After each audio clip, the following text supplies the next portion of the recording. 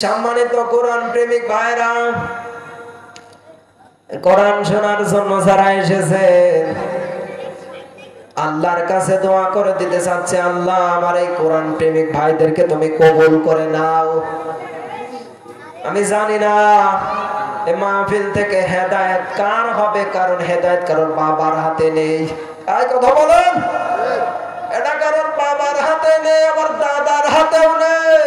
হেদায়েতের মালিক কে? হেদায়েত যদি আল্লাহ রাব্বুল আলামিন আপনার কপালে রাখে আপনি হবেন, তাছাড়া আমার কোনো কৌশল এখানে নেই।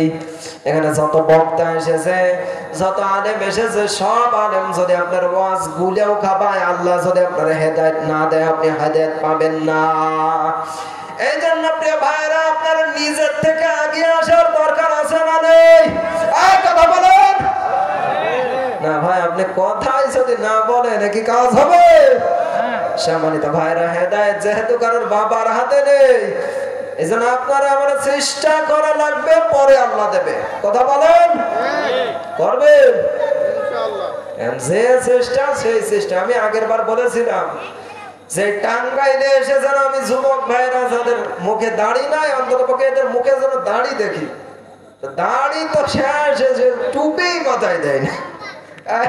এরকম মানুষ আছে না নেই? না ভাই, ওয়াজের সঙ্গে যারা মুনাফিকি করেন, আল্লাহর কাছে দোয়া করছি যেন মুনাফিক না হয়ে অন্ততপক্ষে আলোচনার গুরুত্ব দিতে বুঝেন। আল্লাহ বলি আল্লাহুম্মা আমিন।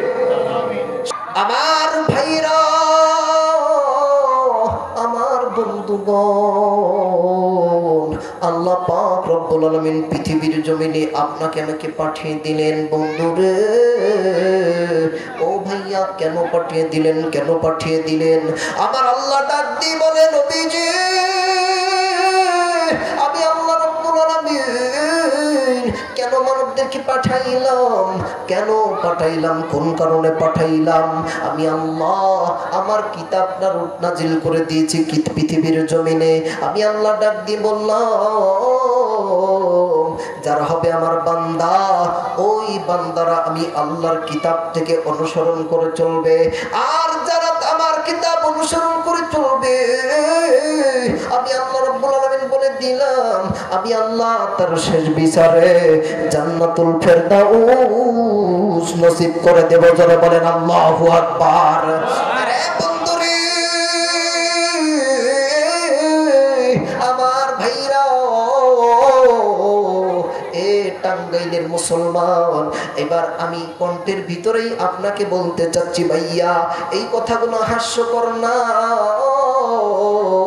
যদি আপনি শিক্ষা নেন, তাহলে আপনি মুমিন, নাইলে আপনি কোনোদিন মুমিন হতে পারবেন না। কথাগুলো কি হাস্যকর? না ভাইরা, আমার কথাগুলো অনেক চমৎকার। যদি আপনি আমি মানতে পারি, আসলে আমরা মাননা মুসলমান না, জানা মুসলমান না, মানা মুসলমান, কি জানা মুসলমান কিন্তু মাননেওয়ালা মুসলমান না। সম্মানিত হাজিরিন, আমরা জানি না ভালো কাজ কোনটা, খারাপ কাজ কোনটা, জানি না। কি বলেন তো? এ ভাই, ওয়াজ লাগে, বর্তমানে ওয়াজ লাগে, সব ওয়াজই শ্রোতার মুখস্থ। আর ইউটিউব ফেসবুকের সময় এসে তোর কথাই নেই, সব ওয়াজ শ্রোতার মুখস্থ। এমনকি বক্তা ওয়াজ করলে শ্রোতা এই যে হুজুর ভুল ওয়াজ করছে, কথাটা ঠিক কিনা? কারণ হ্যার সেইটা শ্রোতার বেশি ওয়াজ মুখস্থ, কিন্তু আসল অভাব কোনটা, জানা নাকি মানা? ভাই জানি না রে, ও বন্ধুরে, কার কখন মৌত হয়। ভাই গো, মৌতার কোনো গ্যারান্টি নাই। বাবা গো, যেহেতু তোমার আমার মরতে হবে, আজকে না হয় কালকে তুমি মইরা যাবা, কবরের মাটিতে শুয়ে যাবা। এ পর্দার আড়ালের মা গো, আর সময় নাই, আর বেপরদাই থাকিয়েন না। আল্লাহ যদি মালাকাল মউত রে ডাক দিয়ে বলে, রে মালাকুল মউত, যারা আজকে ছোট ছোট ওই মানুষটার জানটা কবুজ করে নিয়ে বাইরে, আমার মা বোনেরা রে, আর সময় দিবে না, একটা থাবাই তোমার জানটারে কবুজ কইরা ফালাবে। এই জন্য ভাইরা আমার, সময় থাকতে সময়ের মূল্য দিতে বুঝেন, দাঁত থাকতে দাঁতের মূল্য দেন। একবার যদি লাশ হইয়া কবরের ভিতর চইলা যান, বলেন তো দেখি সেখান থেকে ফিরে আইসা ভালো কাজ করা যাবে নাকি? না ভাই, একবার চইলা গেলে ওখান থেকে ফিরে আইসা আর ভালো কাজ করা কোনোভাবেই সম্ভব না। জানো হ্যাঁ বন্ধুরে, তুমি আমি মুসলমান গো, আমি চাই না গো, আমি হইতে চাই না কোন তাহিরির সুর, আমি চাই না কোন চরমনাইয়ের সুর বাজানো। আমি চাই সবাই মিলে একই সাথে যদি আমরা দিনের পথে চলতাম গো, আপনার আমার আল্লাহ বলেন তো দেখিয়ে দেশের জমিনে ইসলামটারে কবুল করতো কি করতো না? ও মাওলা গো,